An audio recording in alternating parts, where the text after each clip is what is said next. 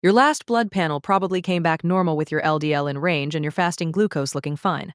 Your doctor said everything looks good, and you believed them because there was no reason not to. But that report didn't tell you that those markers were designed to catch a disease after it already started developing. They were never built to predict who lives the longest. The reference ranges on your lab report are just population averages from whoever showed up to get tested, so they are not longevity targets. There are 4 markers backed by meta-analyses that consistently separate people who live into their 90s in good health from those who do not. Most standard panels either skip these markers entirely or misread the results when they actually do appear. We are going through all 4 today by looking at the data behind each one and the exact ranges you should be targeting. Start by looking at your lipid panel. If it shows your LDL cholesterol is under 100 milligrams per deciliter, most doctors will call that optimal and move on to the next thing. The problem is that roughly 1 in 5 people in that optimal category have high ApoB levels that do not match their LDL. Their standard panel looks clean, but the particle count tells a completely different story. To understand why that matters, you need to know what these 2 markers are actually measuring. LDL measures the amount of cholesterol cargo being carried through your bloodstream, while ApoB counts the number of vehicles carrying it. Every dangerous particle, like LDL or VLDL, carries exactly 1 ApoB molecule. This means ApoB gives you the total particle count across all classes, instead of just the cholesterol content sitting inside them. Particle count matters more than cargo, because the particles themselves are what penetrate the arterial wall to start forming plaque. You can have low cholesterol spread across a high number of small particles, which makes your LDL look fine, while your actual risk is very high. This is known as the discordance problem. The mortality data on this is very specific. In groups treated with statins, people with high ApoB relative to their LDL had a much higher risk for all-cause mortality. For heart attack specifically, that risk climbs even higher. These are not small gaps, and they show up in people whose lipid panels were considered acceptable by standard clinical rules. The longevity target for ApoB is below 80 milligrams per deciliter. If you have a family history of early heart disease or other risk factors, that target drops to below 60 milligrams per deciliter. Standard lab ranges typically only flag ApoB when it goes above 100 or even 130, so you can be well inside the normal range and still be carrying a lot of risk. This test is almost never ordered on a routine physical, so you have to ask for it by name. If your doctor pushes back, you should know that multiple major cardiology guidelines now recommend ApoB over LDL as the preferred marker for risk. The test itself is inexpensive, and the information it provides is simply not available from a standard lipid panel. ApoB gives you the structural cardiovascular picture, but the next marker tells you about systemic biological stress. This is the kind of stress that accelerates aging across your entire body, and most doctors only flag it when you are already in the danger zone. High-sensitivity C-reactive protein measures the chronic low-grade inflammation hiding in your body. This is different from the sharp spike you get from an injury or a cold, which usually clears up in a few days. We are tracking the quiet inflammatory burden that has no symptoms and never shows up on a basic physical exam. This background noise runs for decades, and the data shows it speeds up the aging of your cells and the hardening of your arteries. The risk levels in the medical literature are much steeper than most doctors realize, and the danger starts at very low numbers. A 2026 analysis in the European Heart Journal showed that an HS-CRP level at or above 2 milligrams per liter increased the risk of death by 34%. If that number climbed above 3, the risk of death jumped to 54% compared to people sitting below 1. The scary part is that both of those high-risk scores are usually printed as normal on a standard lab report. This gap in the system is the main problem for your longevity. Most labs only put a red flag on your results if you are above 3, and some even wait until you hit 10. By the time your doctor mentions it, you might have been living with a much higher risk of death for several years. The standard ranges are designed to find acute sickness, not to help you optimize your lifespan.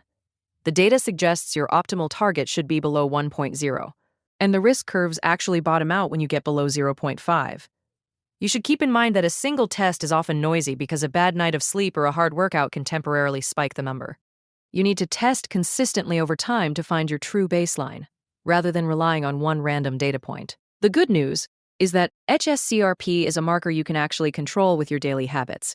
Improving your sleep, staying consistent with exercise, and losing visceral fat will all drive this number down.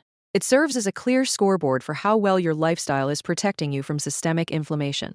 HbA1c tracks the percentage of your red blood cells that have sugar stuck to them over the last 3 months. Since your red blood cells live for about 90 days, this test gives you a slow-moving average of your metabolic health. It does not care what you ate for lunch yesterday or how your stress levels look this morning. It shows the actual environment your tissues have been soaking in for the last season of your life. For people who are not diabetic, the link between this marker and the risk of death is not a straight line. A major meta-analysis of several studies found that the risk stays flat and low between 5.0 and 5.9. Once you cross that 6% mark, the mortality curve starts to climb very quickly. Some reviews suggest the safest window is between 5 and 6%, as going too low can sometimes signal other hidden health problems. If you want to stay in the optimal zone for longevity, you should aim for a range between 5.0 and 5.4%. This is the bottom of that flat risk band where the probability of death is at its lowest point. Conventional medicine does not flag you as pre-diabetic until you hit 5.7%, but the data shows the risk is already rising before you reach that clinical line. Dropping below 5.0% does not seem to offer any extra protection for your heart or brain. If your numbers are that low, it might actually mean your red blood cells are turning over too fast, or your metabolism is struggling in other ways. You want to hit the sweet spot where your fuel system is stable without being overloaded. GGT stands for gamma-glutamyl-transferase, and you probably have this result sitting on your standard blood panel right now.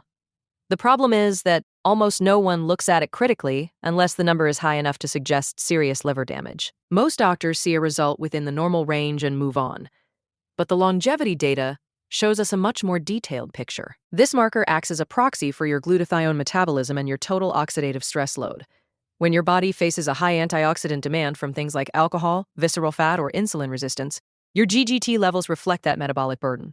It is not just a liver test because it actually shows how hard your system is working to manage pressure at a cellular level. The link between GGT and your risk of death is one of the most consistent findings in the medical literature. In large meta-analyses, the risk begins to climb once you pass 10 to 15 units per liter, which is far below the standard lab cutoff. Most labs set their upper limit at 60 or 70, yet the data shows your risk increases steadily long before you ever hit those numbers. One massive study in Korea followed 485,000 adults to see how these levels impacted their lifespan. They found that people with GGT levels at 72 or higher had double the risk of dying compared to those at 11 or below. Both of these groups would usually receive the exact same clinical response from a doctor, which is typically no follow-up and no further discussion. We see this same pattern when we look at people who live to be 100 years old. A Swedish study tracked 44,000 adults for 35 years and found that low GGT was a consistent trait among those who reached their centenarian birthday. You do not need exotic genetic testing to find these longevity signals, when the answer is sitting on a routine panel that most people ignore.